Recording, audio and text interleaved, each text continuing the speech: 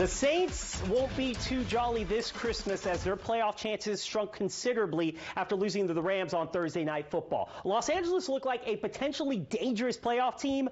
New Orleans looked like an underachieving, mediocre team. The Black and Gold fell to 7-8 on the year, and against the bad teams, or I'm counting as the ones more than 2 games under 500, the Saints' record is 6-0. Against the teams 2 games above or below 500, where the Saints have hung around all season, they're 1-7.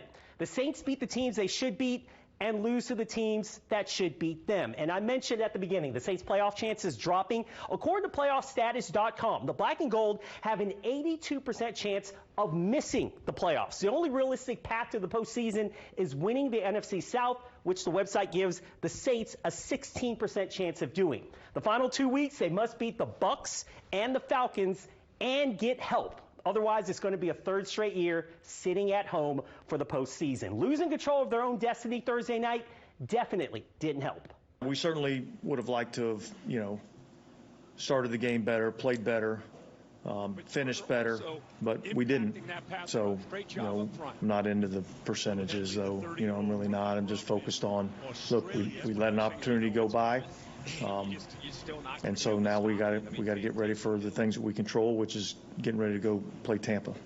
And the Saints will have a couple extra days to prepare for that game next Sunday. Joining us right now is Locked On Saints podcast host Ross Jackson. And Ross, 2 final games left for the Saints to make this push for the postseason. Based on what you kind of saw against the Rams on Thursday night, what needs to change or what needs to go right for the Saints to have any hope of winning these last 2 games? Yeah, I think it's a lot of the same things that we've talked about all season. I mean, the defense has to be able to tackle, right? The defense has to be able to have its sort of lane integrity, the things that we've heard about before, eye discipline, all these things that have been challenged, and then just faster starts on both sides of the football. I think that's the one thing that if you can get that fixed, then it starts to kind of band-aid the other things.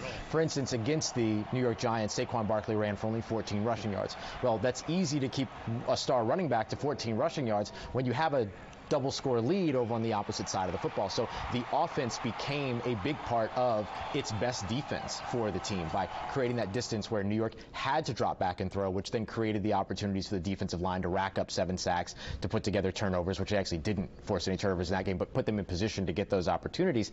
I think that's got to be the big thing. You want to see the faster starts on both the offensive and defensive sides. If you had to put money on it, do the Saints make the playoffs? I wouldn't put money on that right now. I mean, I would put money on the no, I guess is what I would say. Exactly, yeah. I mean, at this point, it's just hard to project that. At this point, the Saints are in effectively a prove-it situation where they have to prove that they are a team that can play themselves or be coached into the playoffs. And so far, we haven't seen a lot of consistency on either sides of that conversation. You got 2 games in order to do this. There's time running out. They've got to certainly get it done these last 2 games, or they're going to be sitting at home for a 3rd straight season. That's Ross Jackson, host of the Locked On Saints podcast. And don't go anywhere. We'll be right back after this.